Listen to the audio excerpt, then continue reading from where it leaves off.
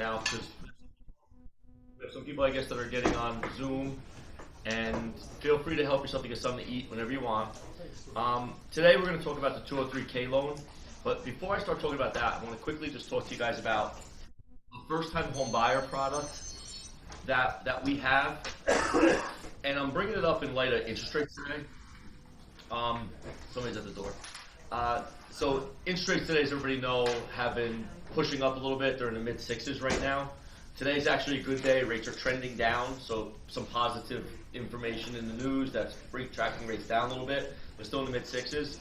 But one of the products we have that I don't pay attention to enough, I think, is we have a first-time home buyer product. And what's great about it in Bergen and Passaic County, and I'm blind, guys, so I brought the sheet, but a client can basically make $100,000 a year and still qualify for a first-time home buyer mortgage.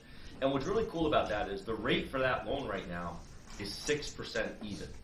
So if you have any buyers that might have been on the fence because rates went up, and their income, their household income, husband and wife income when I say household. So you can't do it where one spouse makes 75 grand, the other spouse makes 75 grand, and that one spouse that makes 75 grand qualifies for the mortgage. No good. It's the household income. So if both spouses, you get the tax return, so you know if there's a husband and wife. And if it says you're married, the tax return says you're married, you have to bring the other party involved. But if that household income is $8,500 a month, $8,500 a month or less, so gross income $8,500 a month, which is over 100 grand a year, they qualify for a rate today of 6%. Now, if they find the property that's in the right, what we refer to as census tract, so what I mean by that is they refer to it as low to moderate income area. If that's the case, they can make upwards of $150,000 or so a year as a household income and not pay private mortgage insurance and get a rate if they fit into lower moderate income as low as 4.25% to 4%. So it's a great product depending on where somebody's looking to buy, that if you have a listing, okay, and I bring it up for you guys if you have listings, run the listing by me. Because if the listing falls in a low to moderate income tract, you can promote that, hey, your client might qualify, and use the word might because you're not selling interest rates, your client might qualify for an interest rate that's like 4.25%. It's all income driven, but the property fits the low to moderate income census tract. So all you have to do is give me the address and I can look it up. It's that simple. I put the address in, I look it up, either it's in there or it's not in there. Because there's 4 limits. I think it's called upper, middle, moderate, and low. So if they're in moderate or low, they benefit with the rate being in the low 4s. If they're not in low or moderate, but they're in middle or upper, they can still potentially qualify for a rate of 6% when rates are 6.5% or 6.75% right now, and get a mortgage in that area if their income is less than $8,500 a month. So depending on your list price, it could work. So it's just something to keep in the back of your mind.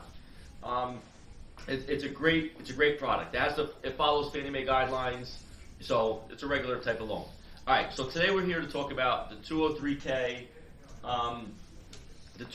mortgage. So there's 2 versions to this loan.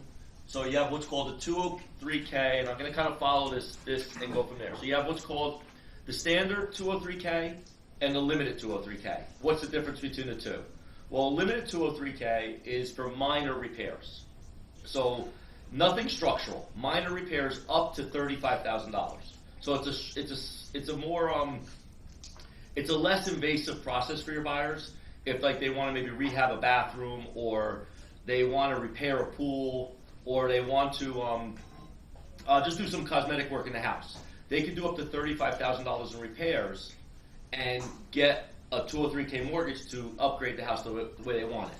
A standard 203K loan is more extensive. A standard 203K loan can go up to the maximum FHA loan limit, which is $970,000, $970,800 to be exact, and they can do an add a level, they could do an addition, they can do a new septic system. They can do basically whatever it takes. You know, there's so many, the possibilities are endless. So when we talk about the intro, that's what we're going to be talking about today. So when we go to the next page, so when somebody's doing a 203K loan, the one thing, and I'm going to kind of keep this more driven towards what you guys need from it, it's not for a builder bailout. And what I mean by that is, if a builder started a project, never got a CO on the property, ever in the history of the property, that loan's not eligible for a 203K mortgage because the property never had a CO, certificate of occupancy, at some time in that property's lifetime. Okay? So when you read up there and it says the CO has to be issued for over 12 months, it's referring to if it's a new construction property that a builder bailout, so to speak, that the builder walked up the job because he ran out of money and never finished, a CO's never been issued, that property's not eligible for a 203K loan. Now, if that happened to be an existing property and knocked down and rebuilt, well, there was a CO at one point on that property, so it could be eligible. Okay? TCO? TCO, no, it's got to be a full CO. All right. So if it never got a CO, then no good. Okay? That's for a property that never, ever had a CO. Okay? So like new construction that wasn't finished. But if it was an old house, had a CO at one point in its life, then it's eligible for a 203K. Also, too, and I throw this out there, if you have a client that wants to do work on their house, this is a conversation piece for you. Hey, you can do a 203K loan to do that at level on your house because maybe today you're not ready to sell it and you're just a wealth of knowledge for your client. Does it have to be necessities first, or? So the first thing, I'll get into that. So no, it's a good question. So what it means necessities, health and safety. The first thing the FHA always looks at when they do an inspection on any property is health and safety. What do they mean by health and safety? Well, mold could be health, right? Safety could be a broken railing, walking up the stairs, going into the house. They want that stuff cured or fixed. Asbestos, exactly. So if we go to the next page, we talk about the type of properties that are eligible. So the eligible properties are, and I'll kind of talk up here, I guess, too. So you have your single-family homes, you have your planned unit developments, which, if everybody's familiar with what a planned unit development is, not a condo, but looks like a townhome, but they own the land. That's a planned unit development. Whereas if it's a condo, you don't own the land, correct? So it's part of a condo association. FHA approved condos, you can do interior upgrades only. Of course, you can't do any work outside, only interior work. 2 to 4 unit properties. Okay, so they can upgrade a 2 to 4 unit property, and if you have the FHA, the HUD real estate owned property. So if the FHA or HUD is selling the property, those properties are eligible for it too. What's not eligible is any historic home, mobile homes, manufactured homes, mixed use properties in commercial zoning, farms, ranches, orchards, homes that have never been completed, which we touched on there before. Homes that have been completely demolished, including the foundation. So if it's a tract of land, it's not for new construction. So there's no foundation, they can't build up on it. And then homes being moved from one location to another, which I don't think is too common in this area, but I guess it comes up in some areas. Yep. Come up once at least. Yep. So the next thing here, we talk about eligible improvements. And this is where when you talk to your clients, the biggest thing I stress to you guys as realtors is you're showing a house to somebody and they want to do a 203K mortgage. They want to do a rehab loan.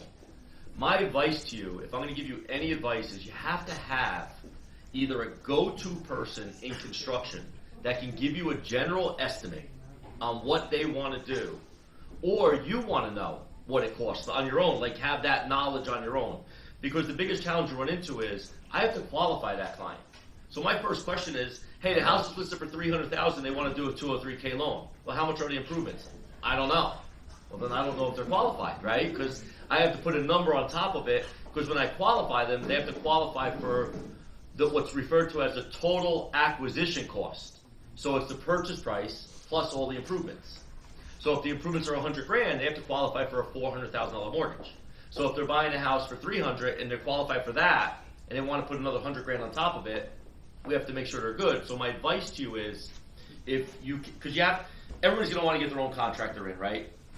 If you have a few contractors that are your go-to that you can just talk to, hey, I have a client that's looking to do an attic level on the house, and there's some simple questions. How many bathrooms they're going to put up there? How many square feet is the house? They can give you a general idea of what it costs because they're using a price per square footage, right? They're just saying, okay, it'll cost about this. And then you can say to your client, hey, it can cost anywhere between here and here, but I'm not a contractor. So now we have to get their contractor in. So if they don't even know a contractor, you're falling behind the 8 ball because other people are looking at the house in today's market, right? And other people are going to be making offers already. And then you're going to be competing against cash offers in today's market, right? So your client, if they're thinking they're looking for that fixer-upper, my suggestion is, the first question I would ask is, do you have a contractor? 203K contractor, not just anybody. Well, it could be any contractor. We would just have to vet him to make sure that he meets the criteria that the FHA is looking for, the 203K is looking for, which is a licensed contractor. And we touch on that, so we'll kind of zig and zag while we're talking here. So you're talking a contractor, a 203K contractor. Ideally it's a licensed contractor. You'd love to have a contractor that has experienced the paperwork involved with it, and understanding how the draw schedule works with it. Because when they do a 203K mortgage, they don't get all the money up front. As a lender, we have to vet the contractor. So we have to make sure it's a legitimate individual. He's got to be in business. He's got to have done the work before. Like the best analogy I give you is if you have a cabinet maker where the cabinet maker has his own cabinet shop, puts kitchen cabinets in every day of the week, and then he takes a job on doing an ADA level. Have you ever done an ADA level before?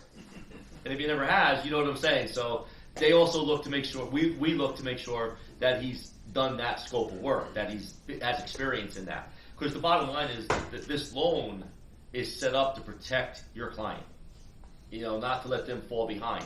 And when we get into the draw schedule later, when I mean draw schedule, how they disperse the money for the loan, so how we disperse the money for the loan after it closes, based on the construction that's done, the lender, the homeowner, is always ahead of the builder when it comes to the money. Meaning, the builder doesn't get his profit to the end, if you know what I'm saying. So he builds the profit, and we don't want that builder to run off the job. So he's waiting for his money. You know what I mean? He's waiting to get paid, so to speak. And every time a draw is given, every time a disbursement is given, 10% is held back.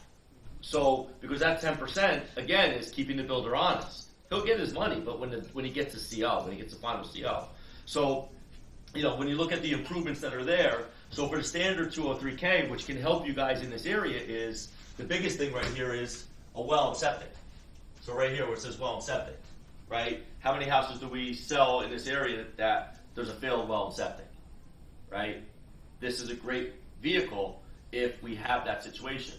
The challenge may come up is, well, we don't know how much it costs. And we have to get the plans done, the engineer reports, whatever it might be. Okay, no big deal. Try to find a well and septic guy that'll give you the highest price possible, right? So we can work with those numbers. Now maybe during the process we can get everything done, but let's say we can't, we have to close a loan.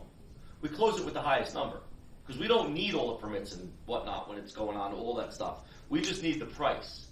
So now, say he gives us a price of $60,000, because that's the worst case scenario, because he's not sure when he digs a hole in the ground, is there a big boulder there that he has to break up and get rid of, right? That may cost an extra $10,000.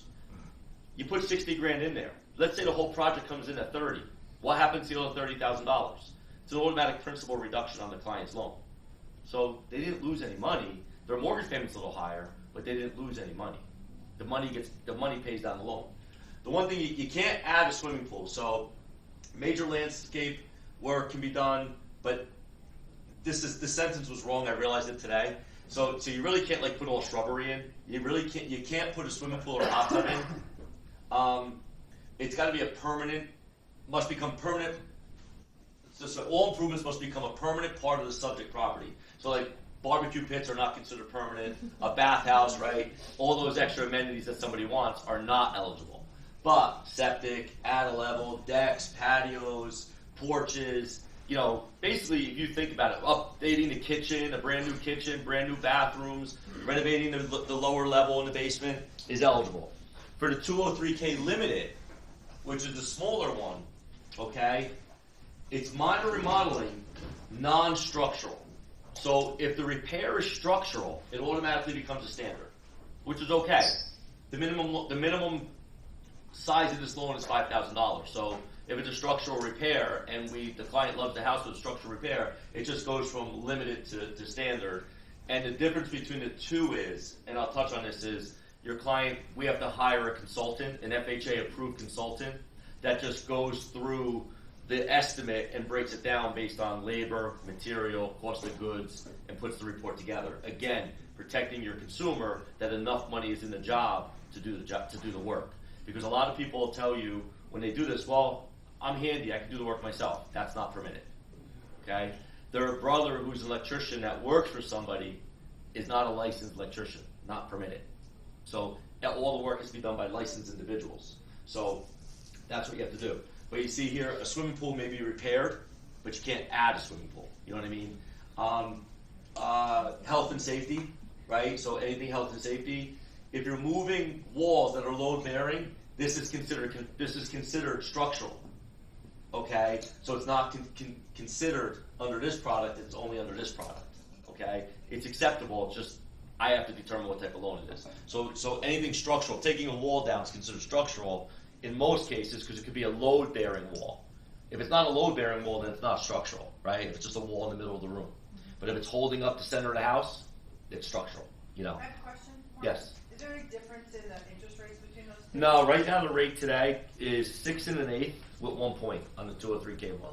Yeah, on both of them. And do you ever have a problem having contractors that are willing to do the 203K? We have a few contractors that we've approved already. Okay. The biggest challenge you have right now, what I'm learning and talking to my office about it is, contractors are reluctant to give an estimate right now because construction costs are all over the place. Yeah. You know, a sheet of plywood I heard was $75. I hear it's coming down now, but it's just that's what I'm understanding, that it's all over the place. Construction bid. costs. Excuse me. It's hard to make a correct bid. Yes. So I had an issue with that one time too because the contractor I was using didn't have like supplies in reserve, yeah. so he needs to get paid, but there's a delay in the Yes. payment with Yeah. 203K. So- So if they don't have any reserves, that could mean they Correct. You ideally want to try to find a contractor. Float job. My background, just a little bit about me, is I've been doing the mortgage industry for 30 years. But before I got into this business, I was a contractor. I worked in construction, doing all this stuff. So I know when I worked for somebody, we had a line of credit at a supply house. So when you ordered supplies, I went in there, bought the supplies, and they just put it on my boss's account, and then he paid every 30 days. So you want to try to find a contractor that does that, whereas a line of credit with Kukin Lumber or one of the local lumber supply houses to get his material. Otherwise, the homeowner may have to write the check to get it started. You know what I mean? Which is not uncommon, but you have to be prepared for that. So having a very reputable contractor that has lines of credit to be able to buy supplies is important. Otherwise, you're going to Home Depot and they're buying everything from Home Depot, and you got to open up a Home Depot card to get the supplies, and you're paying for it out of pocket until you get the draw, and that check goes to both you and the contractor. So the buyer could get reimbursed. the buyer, but yeah, they could. 'Cause it'll flow through the contractor. It'll flow. Yeah. So the types of improvements that they look for here is when you look up there, when you use the 203K, structural alterations or reconstruction, modernizations and improvements to the home, so like updating a kitchen, elimination of health and safety hazards, like we talked about, if there's mold or asbestos or broken railing going up the front steps, or the front steps are just deteriorated. The appearance of the house, so siding and new gutters and things like new roof. Plumbing installation, septic system, if you have to upgrade that because it's an older home, replacing a roof or gutters, floors or floor treatment, so maybe you're going from the house didn't have hardwood floors, you're adding hardwood floors, major landscape work and site improvement, so I guess you can do that, and somebody was wrong when I spoke to this morning, so you can do major landscape work. If you have a handicapped individual, which could come up, adding the handicap accessible ramps up to the house, that making energy conservation improvements, so maybe solar panels and things like that. And you can also convert a property to a 1 to 4 family unit home. So Will that take longer because now you have to have it like with like zoning or stuff like that? that could take longer, yes, because you have to get the approvals from the town and do what you have to do. Once you close on the 203K loan, they have 6 months usually to complete the work, 6 to 9 months. Could it get extended? Yes, but they want the work done pretty quickly. But that would possibly take a little bit of time because maybe they have to go to the town to get it done. But if somebody's looking to do that, you probably want to make sure before they buy it that it's zoned 1 to 4 family as opposed to just residential single family, So usually the town can let you know in advance before you go, are you allowed to convert it to a 2 family? The next page just talks a little bit about the difference between the two loans. So as you can see, the standard, I said earlier, the minimum loan amount is $5,000, and then the maximum is the maximum loan amount, which is $970,800. I talked earlier about draws. So when you look up here in this column here, there's 5 draws, up to 5 draws with the standard, the larger 203K loan.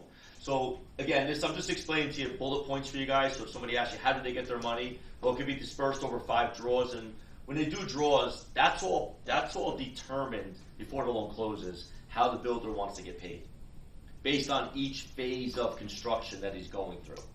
So he, if you're doing a big job, he may say, look, I need to get 3 draws on this job because he needs to get the money going forward. If it's a larger job, maybe he does need the 5 draws because it gets done in stages and he can't move from one stage to the next until maybe the town comes in and inspects that the plumbing was done properly or the electric was done properly before he can move on to closing up those walls. If it's a smaller job, you may not have to wait for all that. I did work in my house. I live in Wayne. I did work in my house a couple years ago, and I redid my kitchen.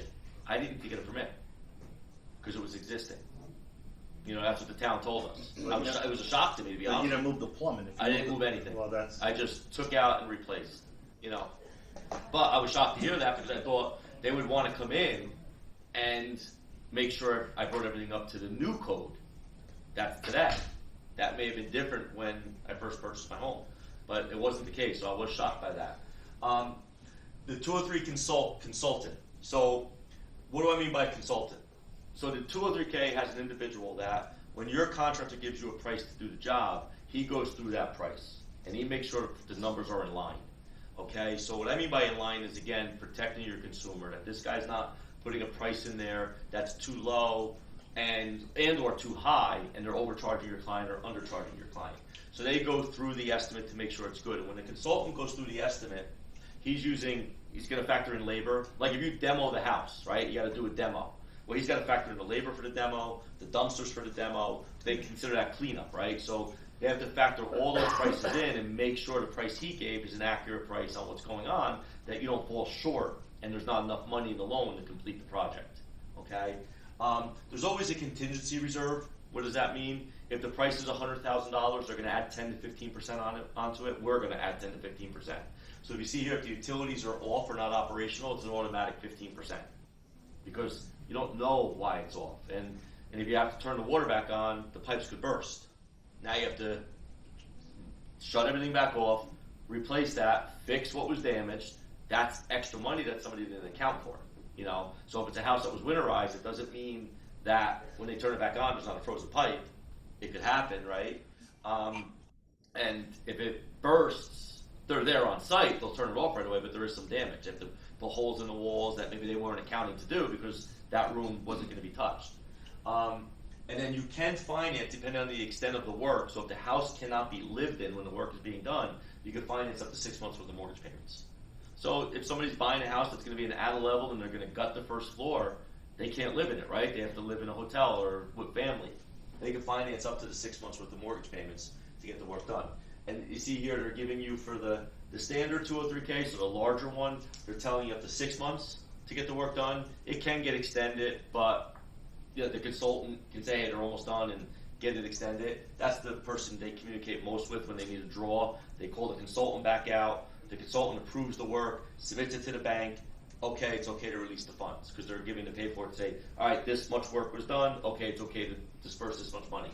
The smaller one, where it's up to $35,000 in repairs, they have about 120 days to complete the work. They want the work done quick because it should be done quick. It's an easier job. It's not structural where they're taking walls down and doing things like that. Can the consultant and the contractor be the same person? No. The consultant's an independent individual. The contractor is the guy that swings the hammer or organizes all the subcontractors to go out. So this page is just letting your client know there's additional fees that are associated with the loan. So you have what's called title update fees. So every time there's a draw, they have to update the title to make sure there's no mechanic liens put on the property, meaning liens that maybe the contractor didn't pay somebody and that guy wants to get paid, so he immediately files a lien on the property to get paid because he knows he's going to get a draw again and he can't get the draw until he does it. So again, that's why we want reputable people. And usually it's $100 per draw, so that's why they have up there $500 because you have to call the title company to do that and then disperse the money. They have to go through that. The supplemental origination fee is something we charge for the work that's being done. If any architecture and engineering fees, that would be included. And then the HUD consultant fee is on there. If we skip through a page here, because I kind of talked to you, well, I'll talk about this quickly, so go to the next page, hon. So with the consultant, what I talked about earlier, he reviews the contractor's estimate, right? So he puts it together, and then he breaks it down based on labor, material, whatnot. A lot of times the consultants will use like union wages, because they're not looking at that your brother's doing the work and you're not paying anything. They're looking at it, hey, you have to hire somebody, and what's it going to cost? Because you threw that guy off the job or he never showed up again. There's enough money in the job. When they go through it, they make sure they allocate enough money for the job, because a lot of times they give you a budget. But your consumer may not understand that budget wasn't enough to maybe put all the new windows in, because he budgeted to put in a low grade window and you wanted Pella windows. And Pella windows are more expensive than an average window, so could cost your client more money, but the budget called for less. So it's kind of talking the customer through the job as well and saying, well, what type of material you're using, and you know, the roof, even a roof could be one grade of shingle to another grade of shingle. You know what I mean? And there's different prices for that. So that's what the consultant does. The next page, we'll just talk to you about what your client pays for the consultant. So this is paid usually up front. They could be reimbursed this at the closing, because we could put it into the work order, but it could be anywhere from $400, and you can see how the scale goes, working its way up to $1,000. And that gets paid from the homeowner directly to the consultant, the day that he starts doing what he has to do. Okay, so he gets paid first. That's what he does. A valid estimate, again, trying to keep it simple for you guys. So if it's a standard 203K, which is the more expensive one, the estimate, believe it or not, could be vague. It could be a general estimate, just kind of bullet pointing what he's going to do with a total number. Because the consultant is going to go through that and break it down with the labor and material. The limited 203K, you can have up to 3 contractors. So you can have a plumber, electrician, and just a general contractor that does all the sheetrock, trim work, doors, whatever it might be. That one has to be broken down a little bit more. They have to put together a budget, but they have to break that down a little bit. The market, the material, and the labor has to be a little bit more detailed, and the cost for permits and everything else. So when they put that report together, that estimate together, they want to talk about what material they're using, how much it's going to cost, what's the labor to get that work done. So you want to get an estimate. So this is where I fall back to you guys. When you're selling a property to a client that may be thinking about a 203K loan, because they're telling you, hey, I'm willing to buy a fixer-upper. What do you mean by fixer-upper would be my next question. Well, some of these cosmetic work. Okay, cosmetic work. Well, how do you plan on paying for that? You know what I mean? And, I was going to take this 203K mortgage. Do you have a contractor? No, I was going to get it after I found a house. It's too late.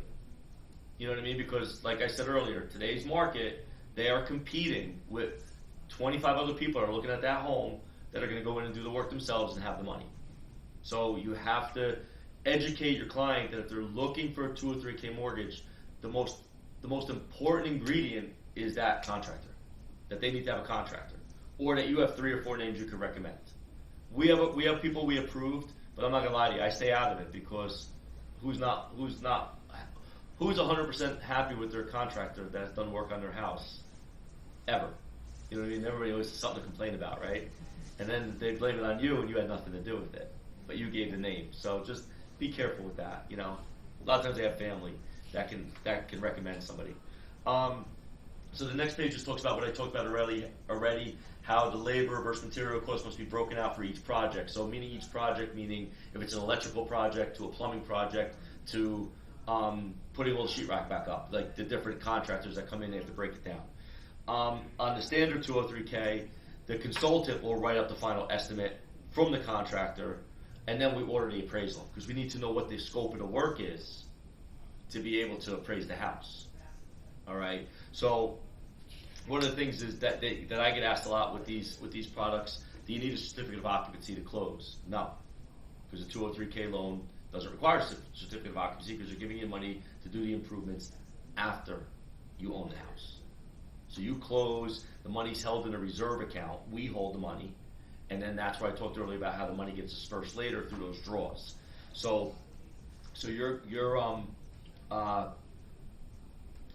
you don't need a CO to close, if the house is in need of repair.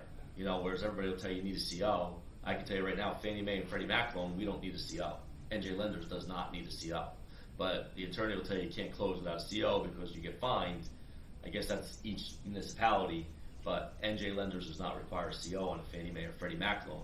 Different than what I'm talking about here, but just in general, we don't need one. So the one thing here, like I said, we vet the contractor. So we want to get a copy of his license.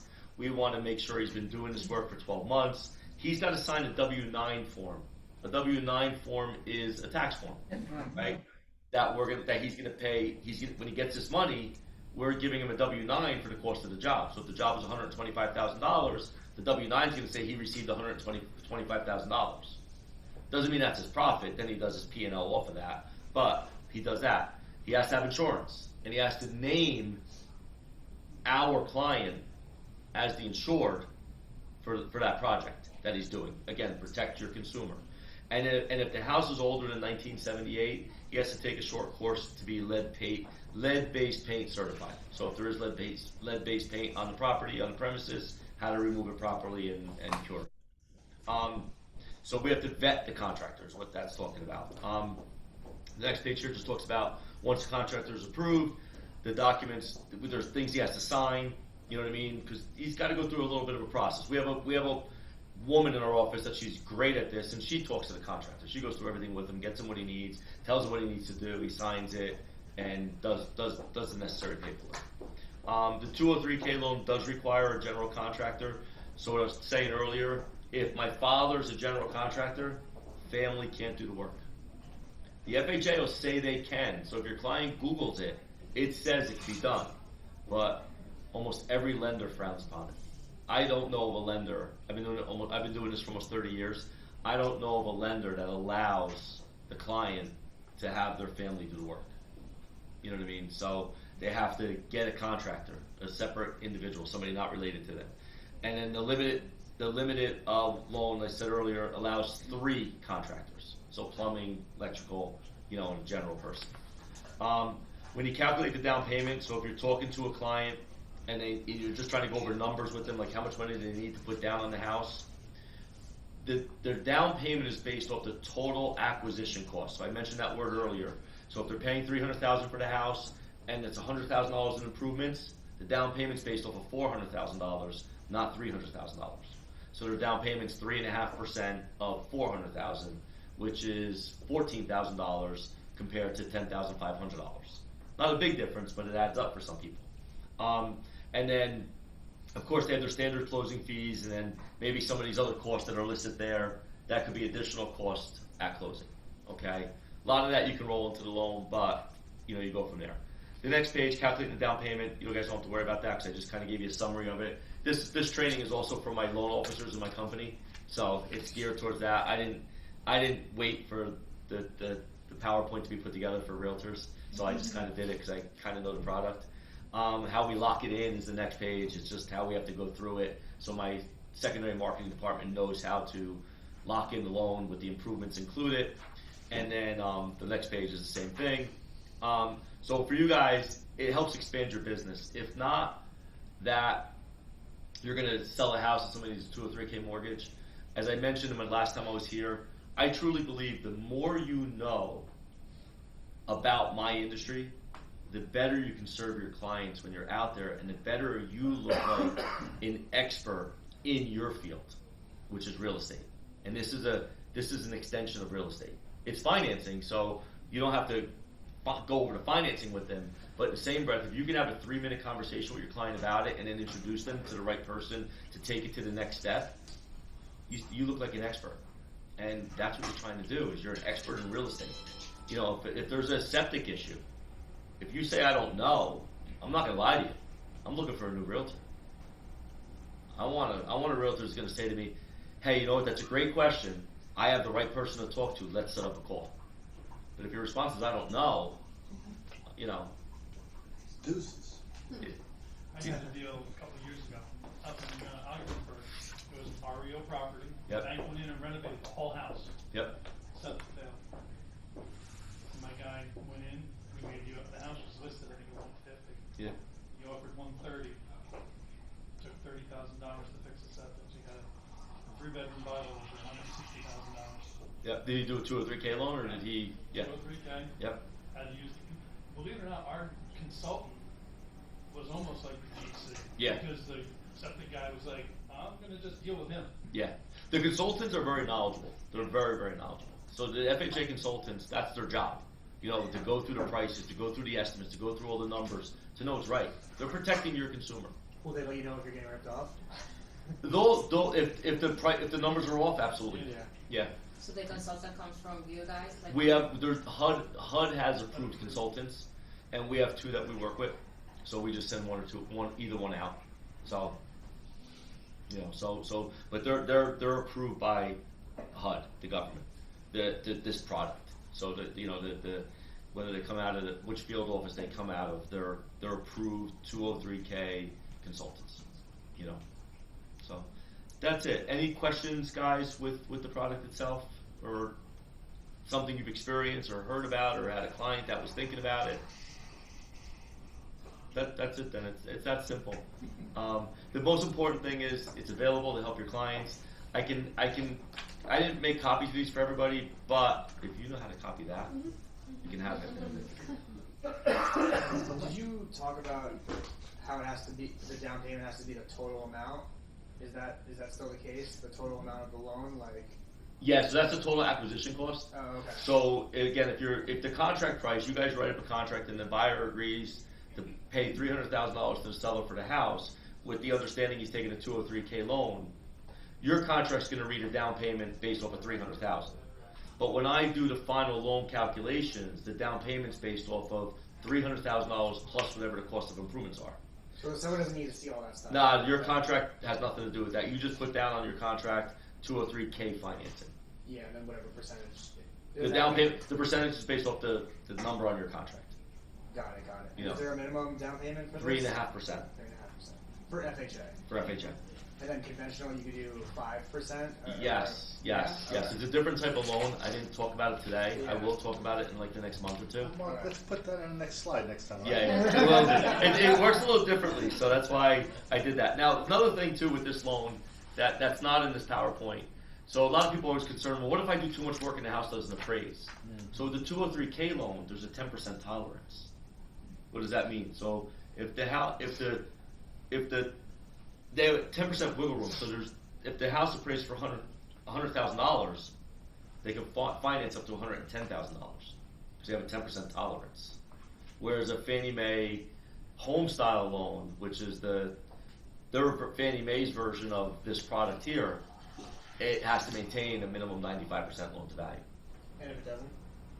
You have to reduce the cost of improvements or find a new appraiser. And that's gonna cost you $10,000. Isn't that the same, like let's say 45 days to close? It can be. It can be a lot. If it's a smaller, again, it's having the contractors. The borrower's qualifications are easy. That process is the same. It's getting the work order, the estimate together, and done the right way. And the contractor being cooperative with us as a lender. It's not a lot they have to do, but what you'll find is most contractors are in the field all day working.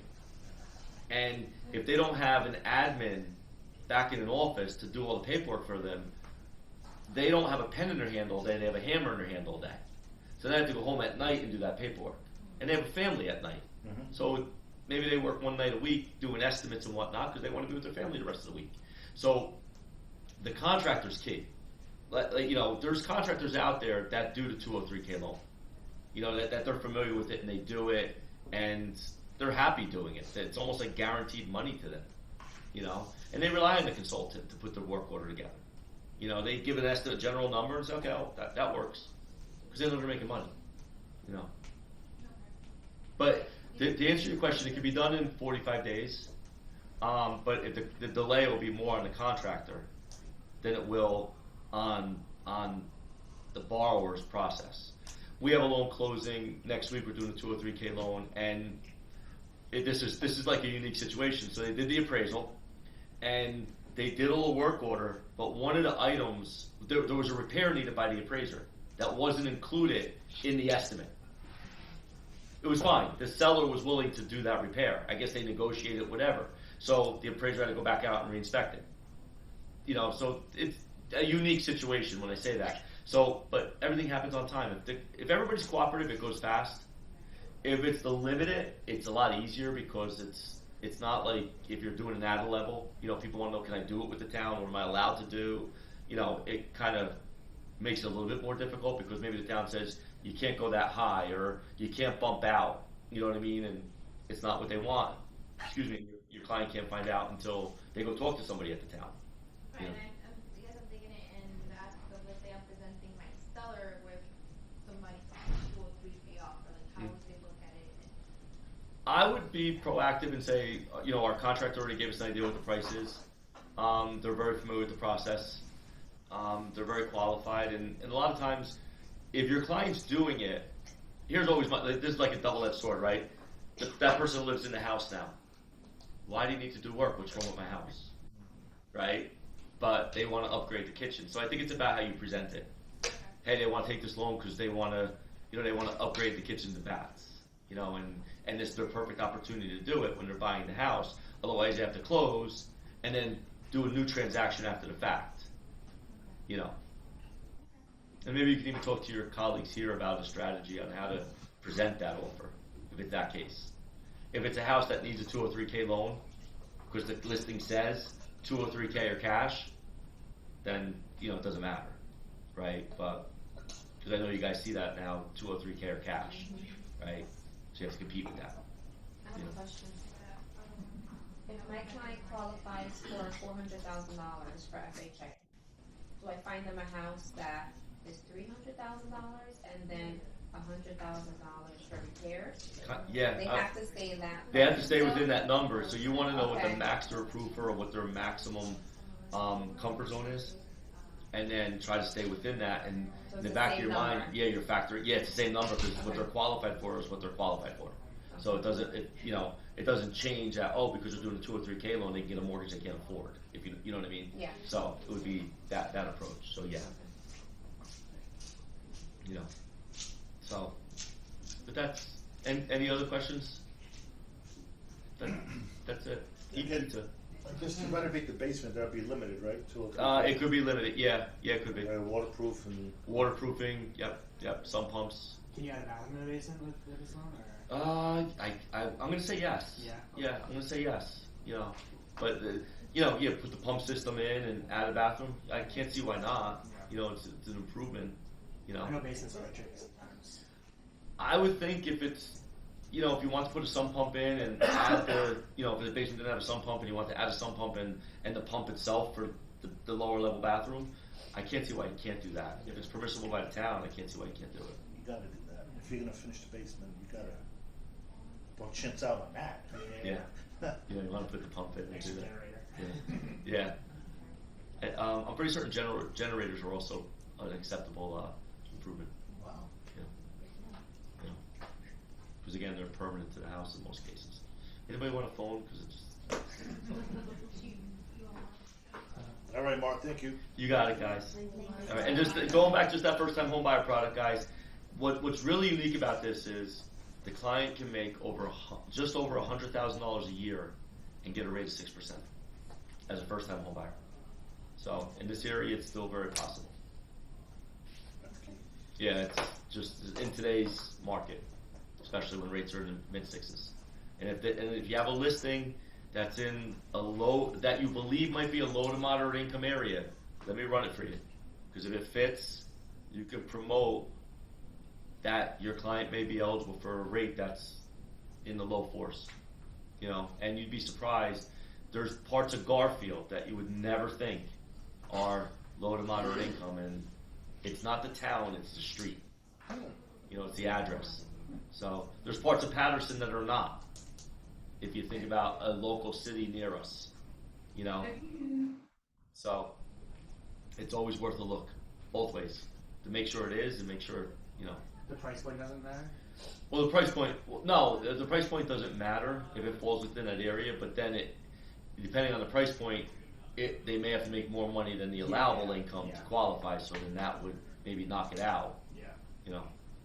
But if they're a first-time home buyer, and they make under the income, and they qualify for the mortgage, it's a great product. You said it was like 100,000. Yeah, it's like $8,500 a month is the lowest number, lower income. So if somebody makes less than $8,500 a month, a family makes less than $8,500 a month. They could benefit, anywhere. And he said it's 4 point what? Well, if it's $8,500 a month less, it's 6%. If they fall within the low to moderate income zone, the rate could be anywhere from 4% to 4.25%, depending on if it's low or moderate.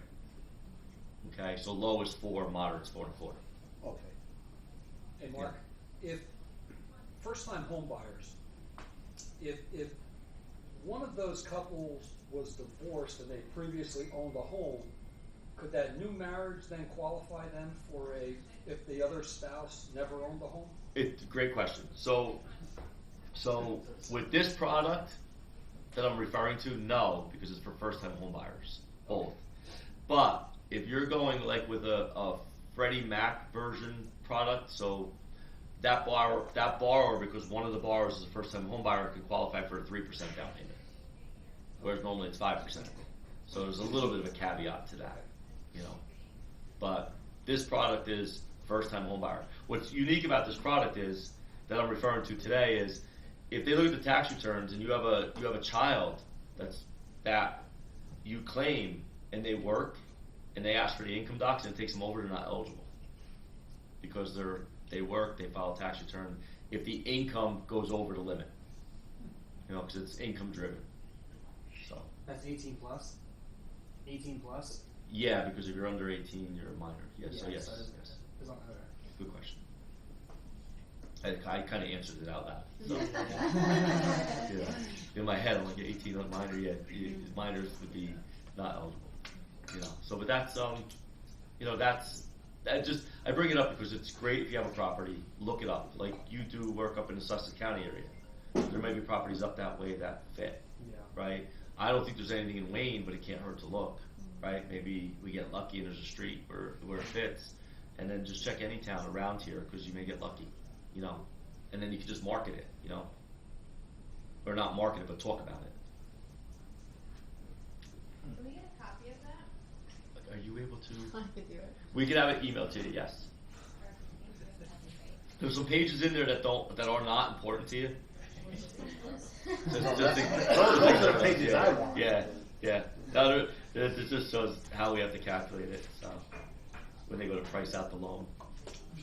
So, but that's it. That's it, guys. Eat pizza or take it home. Please.